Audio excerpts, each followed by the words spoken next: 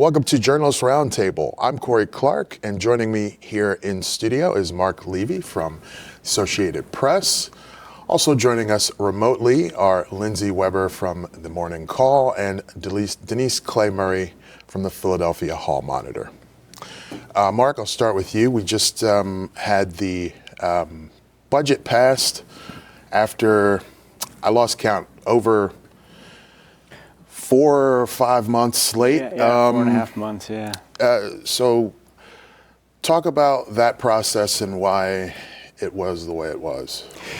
Look, first, the amount of spending that Democrats wanted under Josh Shapiro's proposal was a problem for Republicans. Democrats came down and met them, and then that conversation evolved into Republicans wanted more to go along with it, and at some point said that they were perfectly willing to pass a flat-funded budget if and that to them was acceptable. Democrats wanted more money. They wanted more money for schools.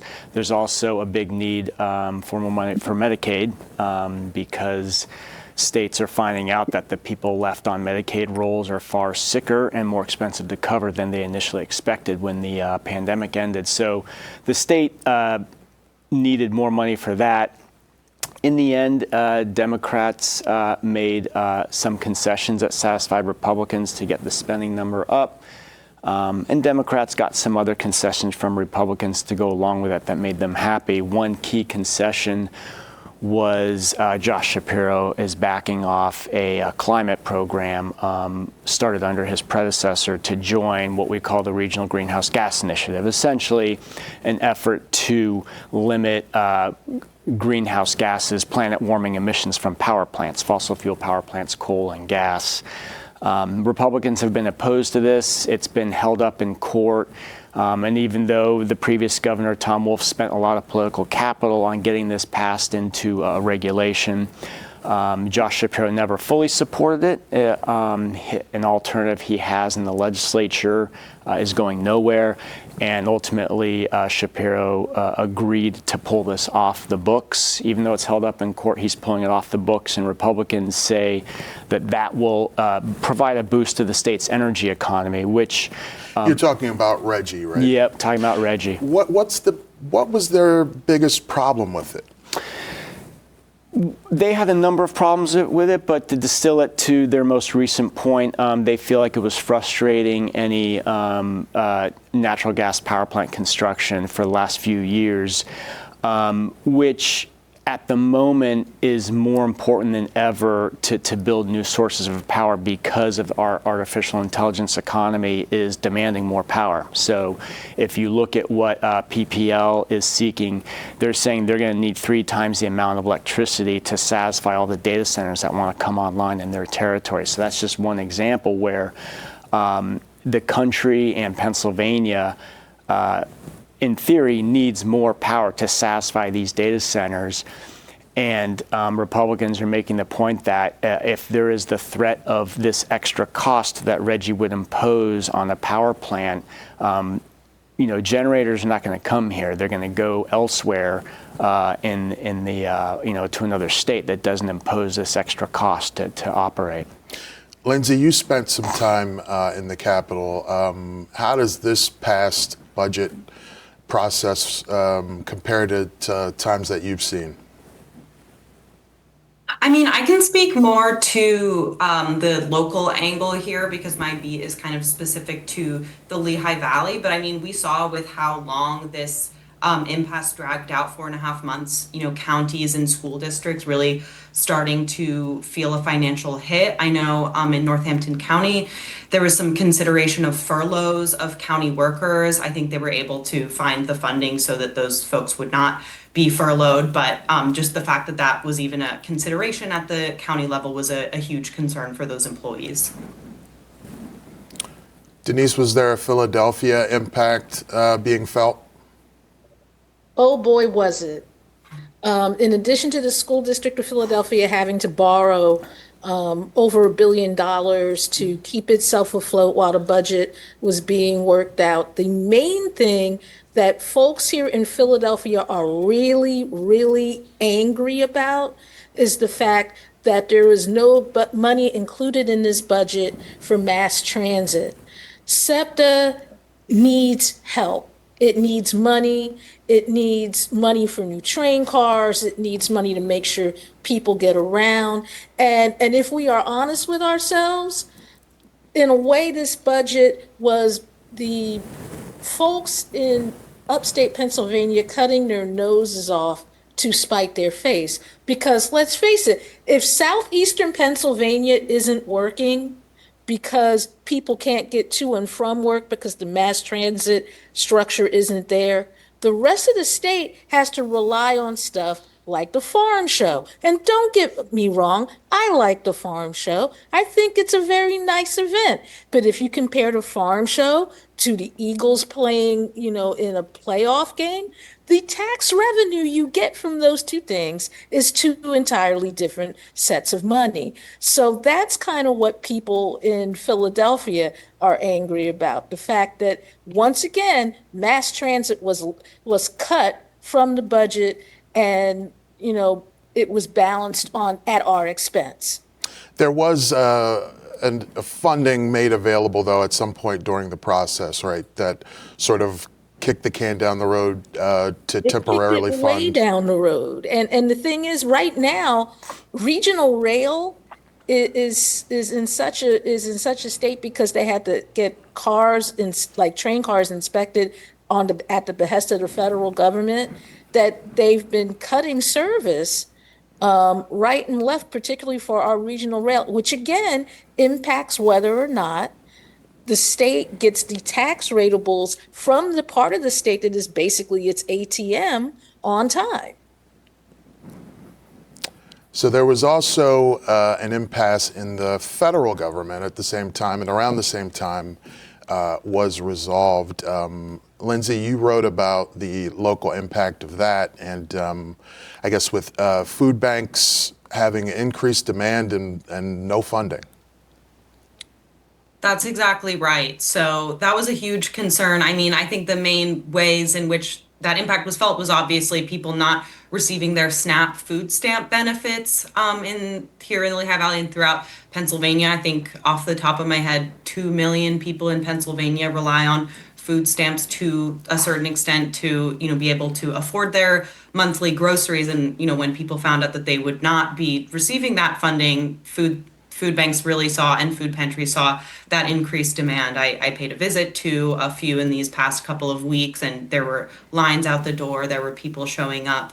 They stayed open late to make sure that, folks were able to have access to the food that they need. And my understanding is that Pennsylvania, with the impasse now resolved, was able to have food stamps out the door. I think it was this past weekend. But I think even still, just with inflation and the rising cost of groceries, I think people are really feeling that. And food stamps, I think for a lot of folks, especially single folks, don't really go all that far in terms of, actually covering the amount that they need on a monthly basis to feed themselves. And so, even with that resolved, food banks and food pantries are still seeing that demand and, trying to rise to meet it, especially because there have been cuts at the USDA federal level to the amount of food that is distributed to food banks, which then distribute them to food pantries where people come to pick up that food. Marc, the impact from the federal side that you saw?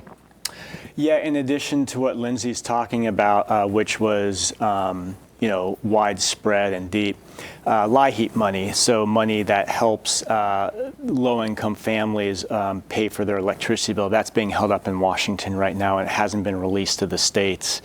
There are millions of households that rely on this nationwide every year, and a substantial number of those are in Pennsylvania. And so the money is distributed from the federal government through the state and out to the utilities that use program criteria to determine, who should get help with their electric bill. And so what we're seeing is that people are going to have to get by this month during the cold without that aid. Now, utilities tend to have their own programs where they charge a little bit more to ratepayers and then use that money to help subsidize the bills of people who are struggling to pay them. But the bottom line is that money is behind. It normally comes out in early November, and it could be until December until that money makes it to Pennsylvania. We're also coming off of an odd-numbered election year. All the judicial offices around the state were on the ballot. But this was a particularly noteworthy judicial election with a lot of money being thrown in. Why was there so much money in this retention election specifically? Yeah, I mean, the nature of judicial elections has changed. This is a continuation of a trend that really seemed to begin in 2021 when you saw races for state Supreme Court in Wisconsin and Pennsylvania just blow up in terms of the amount of money being spent on them. And it's become a power struggle between the parties. And the political parties are recognizing that state Supreme Courts are increasingly a place where you could be settling fights that determine voting rights, that determine congressional maps, that determine how elections are run and who can hold power not only at the state level but in Washington. And so Wisconsin's state Supreme Court race this year cost $100 million for one seat that determined which party would have the majority, whether liberals or conservatives. That rivals what's been spent on the most expensive governor's race in this state. This year, Pennsylvania's retention election saw 3 Democrats running for re-election, essentially. They didn't have an opponent. It's a yes or no election, but the money usually not a very well-covered thing, not a lot of money. Yeah, it hasn't been contested by a political party maybe ever, or at least not in recent memory. This year, Republicans put money into contesting it for the first time. The retention election for 2 justices in 2017, less than $1 million was spent on it. There may not have even been a TV ad in that. In this race, the spending may have eclipsed $20 million. It's hard to track all the money, and not everything's been reported yet. But people saw ads. They were all over the air, and this was the first retention election in Pennsylvania of its kind, and certainly the most expensive. Lindsay, there was a mayoral race in your area this time. Talk about how that came out. Right. So that was an interesting race because we saw incumbent Allentown Mayor Matt Turk running for re-election for a second term. He faced a challenge in the Democratic primary from Ed Zuckel, who's a city councilman. Ed Zuckel lost the Democratic primary, but was able to receive enough write-in votes to become the Republican candidate on the general election ballot. But what we saw after the primary was, a lot more quiet of a campaign from both sides. I think during the primary, Ed Zuckel put up more of a fight and more effort to challenge Matt Turk versus, following during the general election. I think he kept his campaigning more low key. He also declined to debate Matt Turk in a televised debate on city issues. And then what we ended up seeing, Allentown is a pretty Democratic majority city. I don't think the city has had a Republican mayor since maybe the early 2000s, I believe. And so the results of that election were pretty resoundingly electing Matt Turk to a second term as Allentown's mayor. I think we saw him capture around 70 to 75% of the vote there. And he's now trying to raise taxes. Does he have a mandate to do so, or how's that going over with City Council? Right, that's a good question. So last night, City Council held a budget amendments meeting discussing, the amendments that they want to see to the budget, and majority of the City Council voted to remove a 4% tax increase that the mayor had proposed, which he had said, was not to fund any extravagant expenses, but just to kind of keep the city afloat and continue the services that it's providing, avoid layoffs of city employees. And City Council is essentially, it seems like at this point, saying no to that and asking the city to pull more money out of its financial reserves. Matt Turk is not supportive of that and says that it is poor financial management. He is considering vetoing the budget if City Council were to pass it without a tax increase. So I think there will be more conversations to be had between City Council and the mayor. I don't think the city has had a tax increase since 2019. So at this time, Matt Turk is saying it's necessary. City Council is saying that the residents cannot afford it at this time. And Denise, the district attorney's office was on the ballot in this odd-numbered year in Philadelphia. Can you talk about that race? Joining us live from the City Council caucus room, just so our viewers know that it can be a little busy there behind you. But tell us about the district attorney's race. Well, Larry Krasner has been the city's district attorney for the last 8 years, and he started out as a defense attorney. In fact, he was a defense attorney that had taken the district attorney's office to court several times.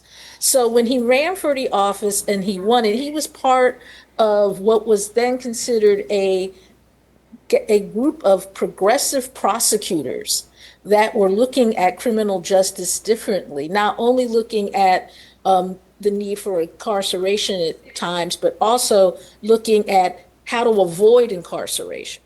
So this was his third term, and he ran against a former judge, a gentleman named Pat Dugan, who had run as a Democrat in the primary, and like the mayor's race in Lehigh County, in Lehigh Valley, he got write-in votes as a Republican and decided to run as a Republican, despite the fact that he had said on the record that he wouldn't do that.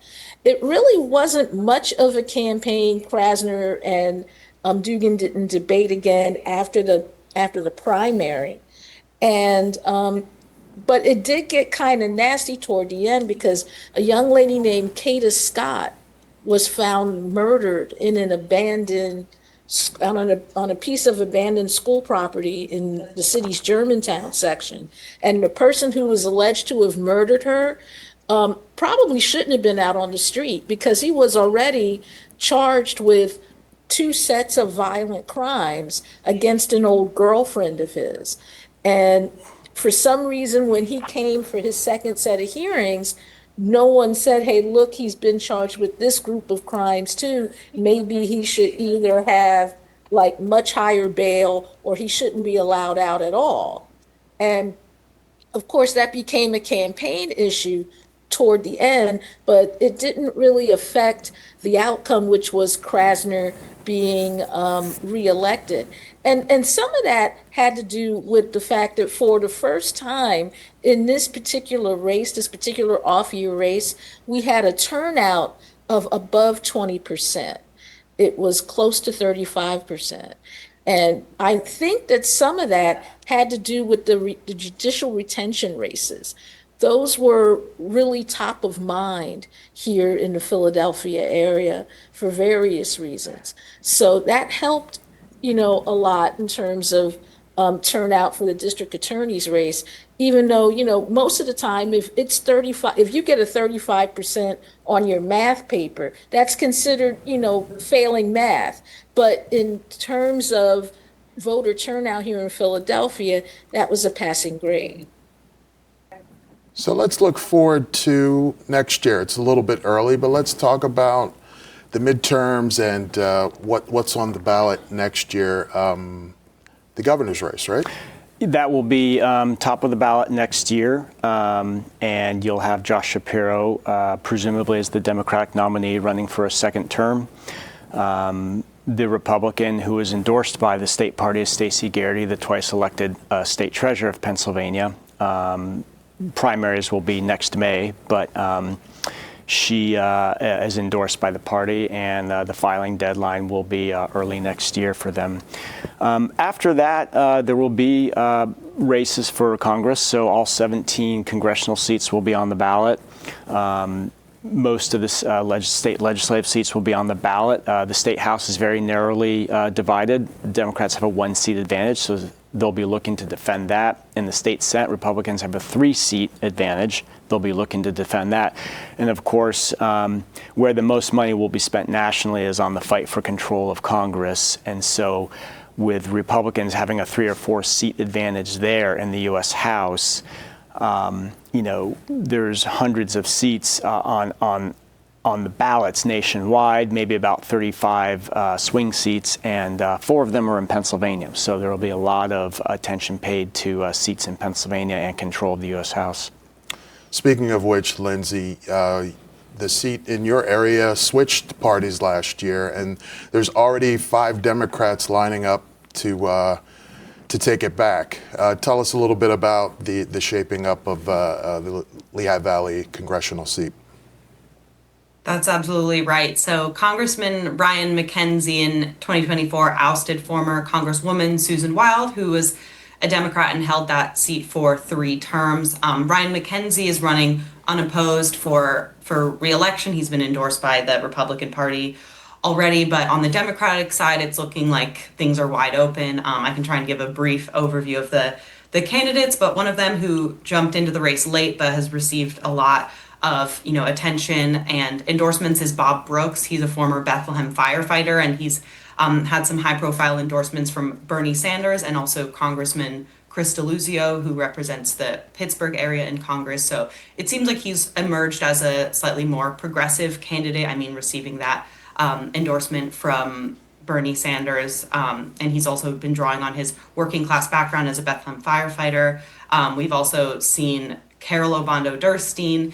She's been endorsed by Congresswoman Susan Wild, who's been backing her campaign, and she has tried to appeal to the Latino voters in the Lehigh Valley. She's the only woman and the only Latino on the ballot.